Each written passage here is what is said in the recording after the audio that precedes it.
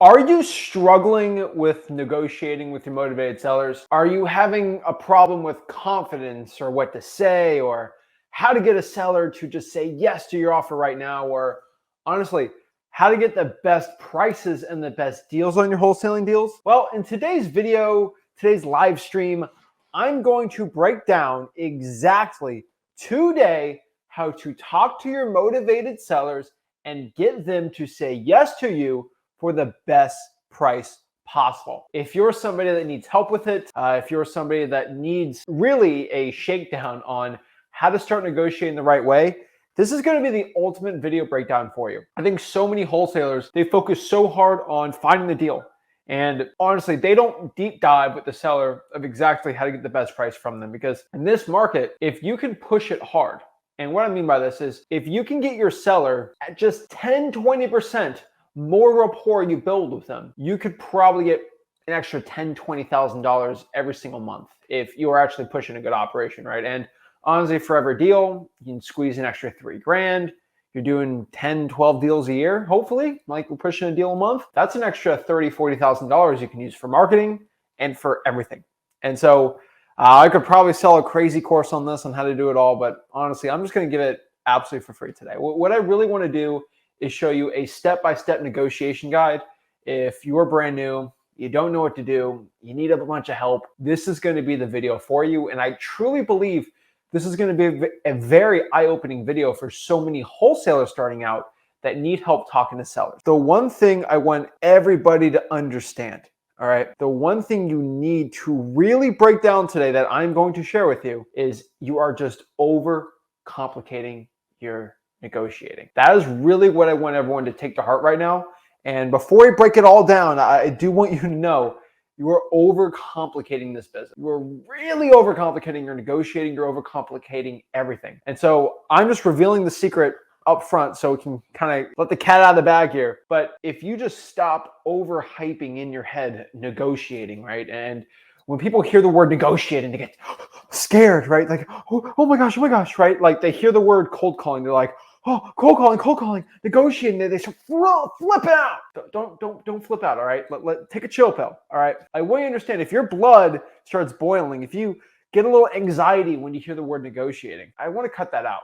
Right? Like it shouldn't be something that scares you. The thing that should scare you is what happens if you negotiate wrong, right? Like if you actually don't try. But let's talk about negotiating. Let's really do a macro perspective. Let's really zoom out of this so we don't get all stressed out. What is the main focus? Okay, your main focus on a wholesaling deal. Like let's talk about negotiating, like negotiating only. Negotiation. What is the main focus? What are we focusing on? What is our main objection for wholesaling housing, right? Like what's our main objection on a deal for wholesaling real estate for acquisitions, right? We're talking about acquisitions is to lock up a contract. I don't care whatever way you want to talk about. This is wholesaling real estate, virtual wholesaling, whatever you want. Your main focus should be on the deal. I want to get a wholesaling deal. I'm doing acquisitions. My main focus on this deal is to lock up a contract. That is it. And what do you do when you lock up a contract?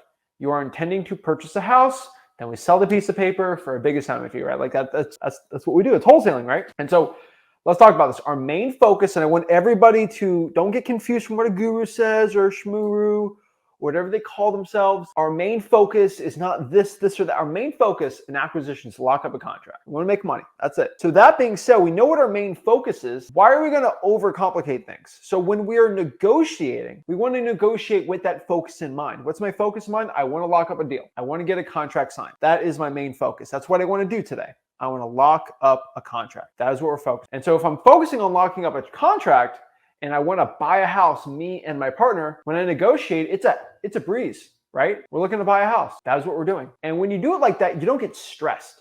A lot of people get stressed because they feel like they're lying to a seller. If you and your partner have the funds available, you'll be fine. That is the point. So that is the main focus. Like we keep it really simple, all right? And so the next question is, why do we negotiate? Why do we negotiate? The main reason why I'm teaching you negotiations today is because you can bring a seller's price down from $70,000, $80,000 all the way down to 40, 30. It could be insane, right? The point of negotiating is we are going to try to get a lower price than is currently advertised from a seller of what they want to sell it for or whatever price they need to sell for, right? Like We're just getting lower prices. And the thing is, every negotiation is different.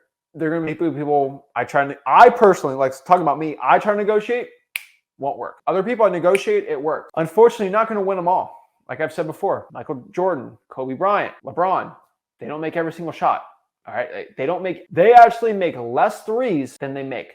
There's more misses than makes in the NBA for three-pointers for LeBron James. Is that a bad thing? Does that make him a loser? No. Is Michael Jordan a loser because he wasn't 90% from the three-point line? No. He's a winner beyond all accolades you can think of, right? It doesn't make you a winner or loser. It just negotiating just makes you better at what you're trying to do. And so we're trying to lock up the best prices on our wholesaling deals. That's what we're going to be focusing on. And so we got to understand here, we got to just stop overthinking things. And this is really where I need to talk to beginners out here. We have to stop overthinking. What if they say this? What if they say this? Are they going to think I'm too young? I'm too old?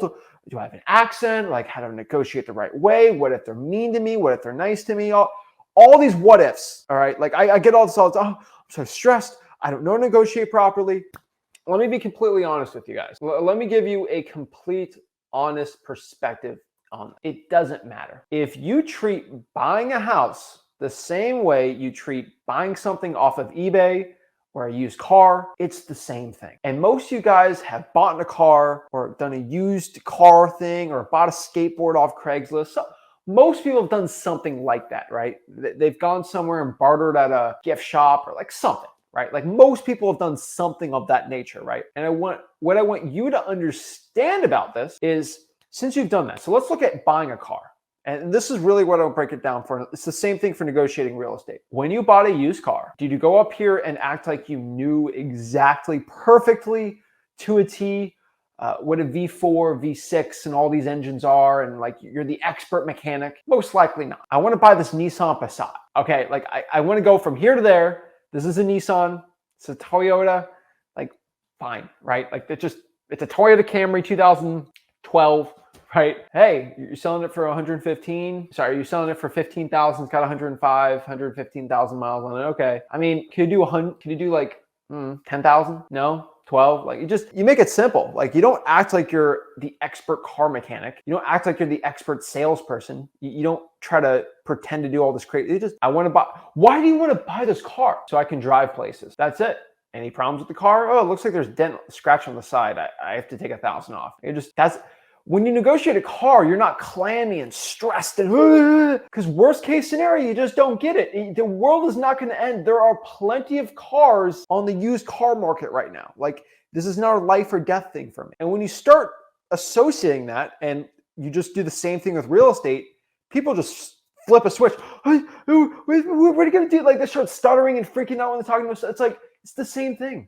I was freaking out talking to sellers. This is coming from me. But if you really use that mindset for yourself now, it's just like, I'm just here to negotiate a deal. That's it. Hey, if they take it, they do. They don't, they don't. It's legit in my heart taking a three-pointer. Now, yeah, sometimes take a three-point shot. There's 2 seconds left on the clock. A little stressful to win the game, but for most of the time, if you miss a three, no one's going to like attack you for missing one shot. Like it's not, a must. And so like, don't be stressing out over this. And that's the one thing I want to understand for everyone starting out before we break down negotiating. Stop overthinking it. I feel like so many people will. And the next part I want you to understand is some people, will not negotiate with you. They will not be good wholesaling deals. I hate to say it. I hate to say this in a mean way, but they will not be deals. There are some wholesalers that think they can close everything. I do not have that ego. That is clearly an ego thing to think that you will close every single seller. That's like saying you'll make every single three-point shot. It is just physically impossible. What I can tell you is if you talk to a seller, it seems like a good deal, and they just won't budge on price and it's not a good deal, you will have to learn, this is unfortunately a lesson you're gonna have to learn first and foremost. If you know in your heart it's just too overpriced and they don't want to budge on price and you've done everything, just walk away. That's all you can do. There's nothing, we are not pulling weapons on people and saying, sign here for a discount or do this. Like, that's not what we do, okay? Either they want it or not. We're gonna take $10,000 on this car? No, 20 grand, too high for me. I'm just gonna walk away. Guess what happens? There's about 30% chance they call you back in a week saying, I'll take the 10. And you say, well, I'm at 8 now. fine, I'll do 8. There are just a certain amount of human beings out here that will do that. There are a certain amount of human beings that want the most for the house. They should go with a realtor. I tell every seller this. People think I'm a crazy man for saying this, but if a seller wants the most for the house, I say, you want too much for this house, unfortunately, I can't do that price. Go with a realtor. Oh, you think I should go with a realtor? Yes. You want the most for it? You should go with a realtor. I'm buying it cash. That is it. Like, I feel like so many wholesalers are like this. And it's like, dude, if you want the most for it, Mr. Seller, go with a realtor. Here's Sally Sue. She's a great realtor at my brokerage that I own. She's amazing. She'll help you out. She'll get it lickety split. Probably sold in a couple months, but just go for it. If your motivated seller takes the bait there, then I don't want to deal. I don't want to deal with them. Okay. Like I don't want them. It's the sellers that need to sell it for cash. The motivated sellers. If I make money in this business, guys, motivated sellers. When you don't do that, it's not what it is. So just understand, a lot of wholesalers will lock up deals. They'll lock up deals just to lock up deals. And if it's not a good deal, it's not worth it. So let's break it down. Let's go through this so you understand, and let's really share. So there are really 4 key elements, 4 keys to any good negotiation. If you want to negotiate and learn how to do it as a beginner, wipe all the stupid guru smack out of your head. All of it. All of it. This is wholesaling houses. All right. This isn't garage sale flipping. This isn't couch flipping. This is not one of those other ones. Those are actually decent side hustles, not the worst ones in the world. But what I can tell you, like, this isn't it. This is wholesaling houses. So there are 4 main ways to negotiate a deal in your wholesaling house. And when you look at me negotiate real estate, when I do my live cold calling and things, you will find I do all 4 of these things. I do it subconsciously at this point right now. That's how many times I've done it. Ready to know what it is? Number 1, smile. I like to smile when I talk to sellers. I don't do it every single moment. There's not a happy grin on my face every time. But when I'm connecting and building rapport, there's always a smile on my face. And that's why I like cold calling live with you guys.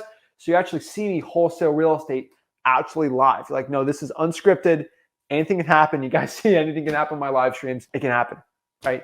And so the first thing I do is I smile. Psychologically, when you smile, you actually are in a better mood. And this subconsciously makes you a better talker. You're in a better mood. People like it. It's more personable. It's just a better thing to do. Now, this is a good smile. Like, this is a smile when I'm talking to you. I'm excited. I'm helping you out. I know someone's going to take this and it's going to help them get their first $50,000 deal. They're going to help their family out, their mom, their dad, their kids. It's going to be a great thing. That's a genuine, like, I'm genuinely happy for that. And this actually gets me really happy and excited. Now, a lot of wholesalers do this and they do like this fake smile. It's stupid. It's not genuine. It's not like a real smile. You know the difference between a fake smile and a real smile. Don't do the stupid one. All right. Do a legit real smile. All right. Number 2, this is really important. This is confidence. This is the one where it takes most wholesalers a little more time than usual, but you have to have confidence. And confidence, the best definition of confidence I've pretty much found is a true belief in yourself, of what you say and what you do. That is what confidence is. I'll argue any wholesaling guru coach on this on the planet, but that is truly the definition of confidence. It is truly in your heart believing what you say. When you don't believe what you say, you do not sound confident with it. Pretty much that's what it is. If I'm going to say I'm going to do something and I'm not confident I can go do it, then it's going to do well. I can't confidently tell you right now that I can run 200 miles without stopping at a 7-minute pace. I can't confidently tell you. I can try to lie and fake it. I could probably do that, but I can't confidently tell you that. But I can confidently tell you that I can run 3 miles as fast as I can. It means that every guru has to get off YouTube for wholesaling. I will tell you, it will happen. It will happen. I can give you my 100% confidence on that. Okay. It's a difference that is so hard to explain, but you subconsciously are so much different when you speak with confidence and authority than when you don't. One example, I always say this example. A lot of people are going to roll their eyes when they see it, but it's absolutely true. But if I am a waiter at a restaurant and I'm dealing with somebody who has a extreme allergy to peanuts, all right? And somebody asks me, hello, Zach, does this peanut butter and jelly sandwich have peanuts in it? My son is allergic to peanuts. I can say with confidence, yes, there are peanuts in that. Do not eat it, right?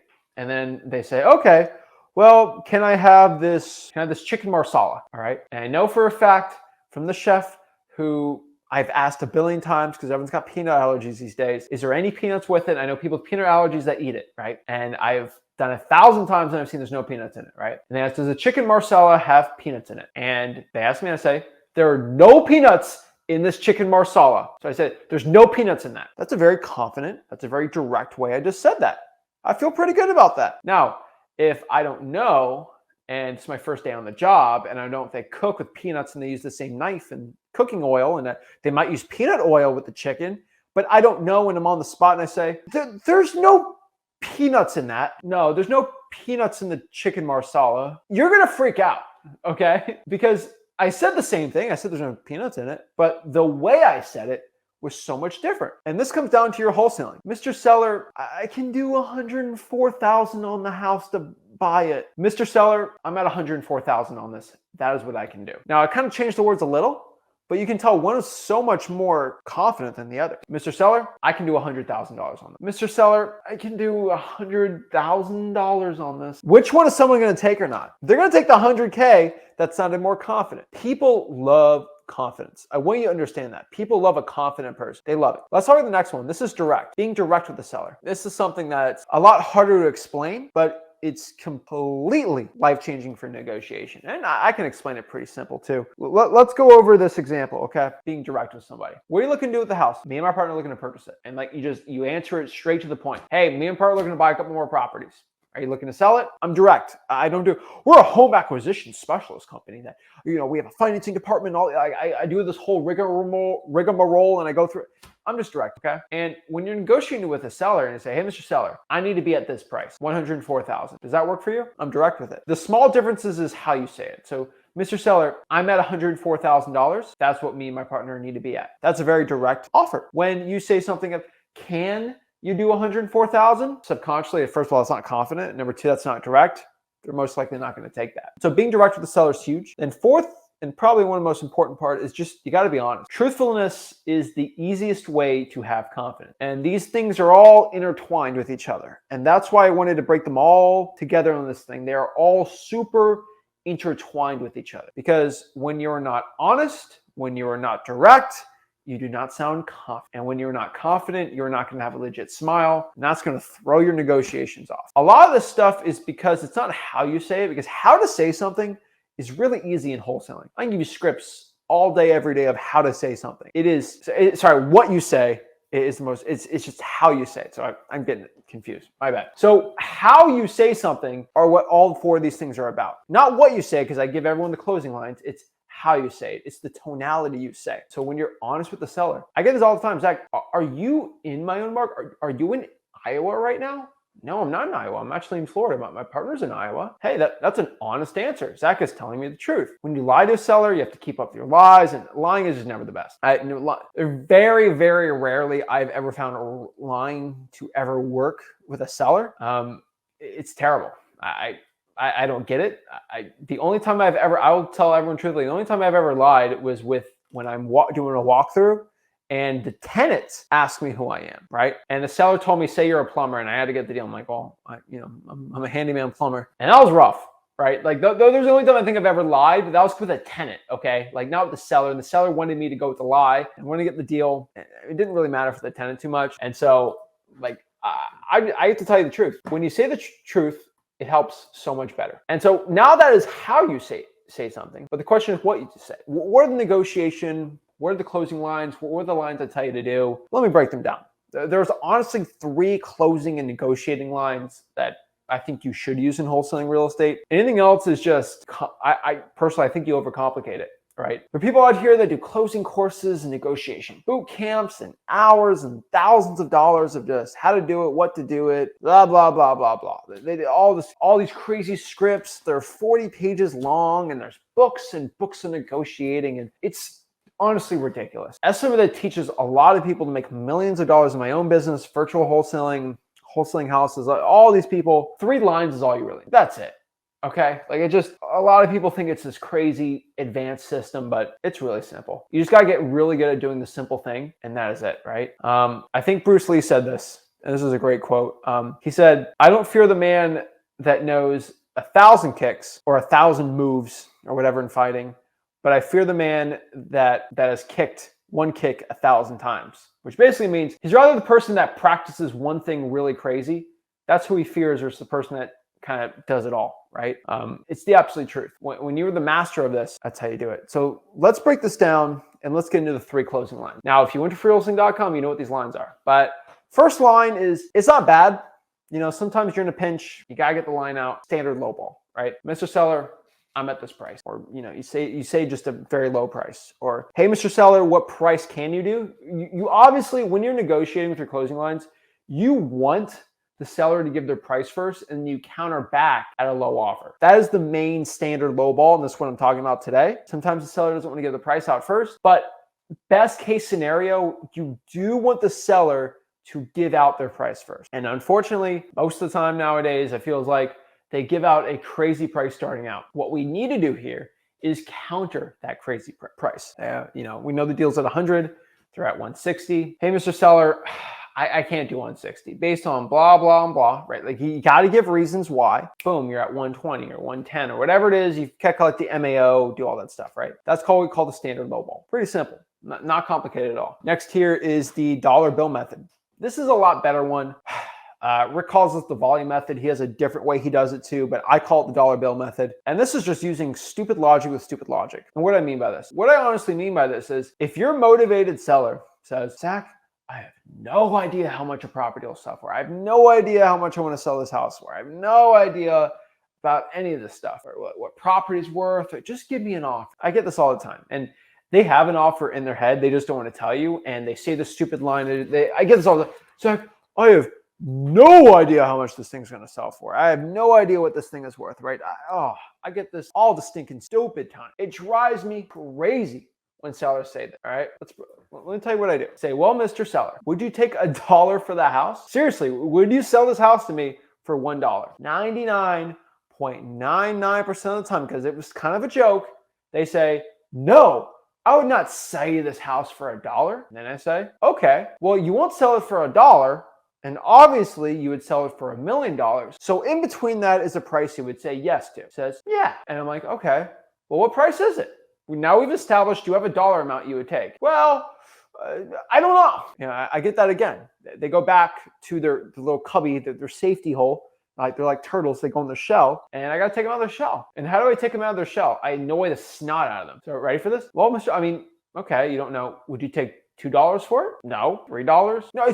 Stop playing games with me. Well, Mr. Seller, like we can keep going. I go, would you take a $500? $1,000? Like what price works? Would you take $2,000? $4,000? No, I'll take $60,000. That's the price I'm at. And they get frustrated and they finally tell you what they want to sell for. And lowball, negotiate, boom. Go from there, right? That is it. And now here poses the problem. A lot of wholesalers doing these methods, they are going to get very upset because sometimes they'll make such a stupid, embarrassing lowball offer that the seller says, screw you, get out of my house. That's way too low. And you're like, dang, what if I could reverse that? Pause, reset, and say the offer again, or like go for another one, right? And for a time in wholesaling, when I used to do this and I get kicked out of a house, I just sent the deal over to my dad and he would close the seller instead because they hated me so much that I just had another guy. And it worked pretty well. Sometimes our acquisitions agents, they get cussed out and I would have to call in again as another person and then I get a deal, right? And so this comes back to my favorite method. This is the method that kind of solves all of them together. And this is a method I probably still in the same course for, but it's the best one. It's called the good cop, bad cop method. The good cop, bad cop method is just the most OP, overpowered, amazing negotiation lines ever invented. I wish I knew this starting out in wholesaling and I had to pretty much figure it out myself. And once I figured it out, it was game over for the wholesaling industry, just being honest. And I could have taken this information, just hoarded it and kept it in my little course, but I give it to the people for free because I make enough money in this business. I'm not a broke wholesaling guru. I ain't scared. All right. Now the good cop, bad cop method is a method where you can say any offer ever and no seller will ever get offended by you. Never. And it's so amazing. And you can always judge a seller's bottom line price pretty much, or their reaction to a price without ever even giving an offer. It's insane. It is so powerful of a negotiation line that I just have to give everyone a warning before I say it. You're never going to negotiate the same way after I say it. And I've said this a million times. You have freewholesaling.com, it's all in there. But the good cop, bad cop method is like how cops do negotiation, or when they interrogate somebody. They use a good cop, bad cop, where there's a bad cop, he's super mean, he does all this stupid stuff, he punches the table, rah, rah, rah, rah, super angry, mean, all this stuff. And then the good cop comes in and tries to be the friend, to be the nice guy. And then, hey, you don't bad cop to be in here. And they do that. They've been doing that for hundreds of years. And you know why? You know why they still use it? Because it works. That's why they do it. They don't do it because it doesn't work. They do it because it works. And so for hundreds of years, if they figured out that this method works, it definitely works for wholesaling houses, all right? And nobody besides me has ever really talked about this. And it's a shame, but it's true. So let's talk about it. Good cop, bad cop is when you're talking to a seller and you get in the negotiation phase, but you're not straight into it first, right? So I know there's a deal at 100K. Seller says on the appointment they want 140 for it, right? And so I'm talking to a seller, and we're talking, chatting it up, right? Talking about the New York Mets or whatever, right? No. So, you know, I was talking to my partner, Rick, and he kind of called me before this. He looked at the property and he wanted to know if there's termites or anything on the property. And I said, no, there's no termites on it. You know, a little older roof, but I'll see if it needs any renovations or on it. You know, he told me he wanted to buy this house for $90,000. Just shut up. Like when he said to say 90,000, see, just hear what is the seller's reaction to that 90,000? Either 90,000 for it? Yeah, I could probably do that. Yeah, that works. Or they say, that is what you offer me $90,000 for my house? No. I didn't offer 90,000. I'm just telling you, that's what he told me. And obviously, he always wants to buy things really cheap, and he's crazy. You know, he just wants to buy everything for the lowest price. That's what he's at. I mean, what works for you to sell the house? I mean, obviously, I'm the one here. I'm the person that puts pen to paper. So you're lucky I'm here, not Rick. Like, what works for you? And see, I just lowballed him 90 grand. But guess what? He's not mad at me for it. It's just crazy Rick. And guess what happens when my acquisitions, if my guy John goes out there, guess what happens? Crazy Zach wants everything so cheap. You're lucky I'm here, not Zach. And the ball keeps getting kicked down the line. And so now you know this. You can do this for all your deals and just negotiate the best price from there. The honest truth is it works every time because you're kicking the can to a bad cop and you're the good cop. And so they're always nicer with you. And whatever the bad cop did, which he negotiated that price. He said that crazy low price, not me. I cannot stress the importance of the good cop, bad cop method for negotiation. Guys, I just told you a $3,000 closing line for negotiation. If I was to be a guru, I would legit have a $3,000 acquisitions boot camp. And this is the big secret I'd hide at the end. I would sell everything on the good cop, bad cop method. I wouldn't say what it was. I would have Facebook ads and all this crazy stuff. I'd be raking in a bunch of guru money, but I make enough money wholesaling. So just understand, use that with confidence, use that with authority, knowing it's something people usually pay thousands of dollars to know this method, and use it responsibly, right? And so honestly, that's what I could tell you. That method I also use works very well in life too. If you're talking to a spouse or whatever, and you know, I was talking to my buddy John, and he wanted to go to Hawaii for the weekend on a trip. You think Hawaii's crazy, or like you can do whatever you want. My buddy he bought one of those new Teslas. What do you think about the new Teslas? Right? Like you see the reaction to things. Oh, he just moved.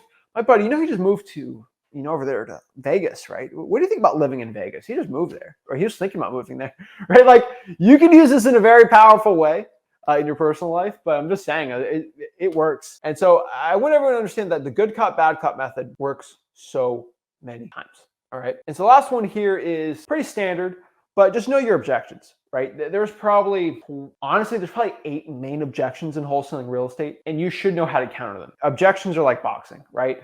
And so if you're doing some boxing, you're going to figure out how to counter those moves. So in boxing, when they teach you, okay, if someone has their fist up and they go for a straight jab, like a straight jab, you're going to figure out pretty quick, you are just going to get out of the way when someone tries to punch you. Pretty simple. Someone goes straight, you hit the side. Okay, what if somebody does a hook? Okay, somebody does a hook on the side.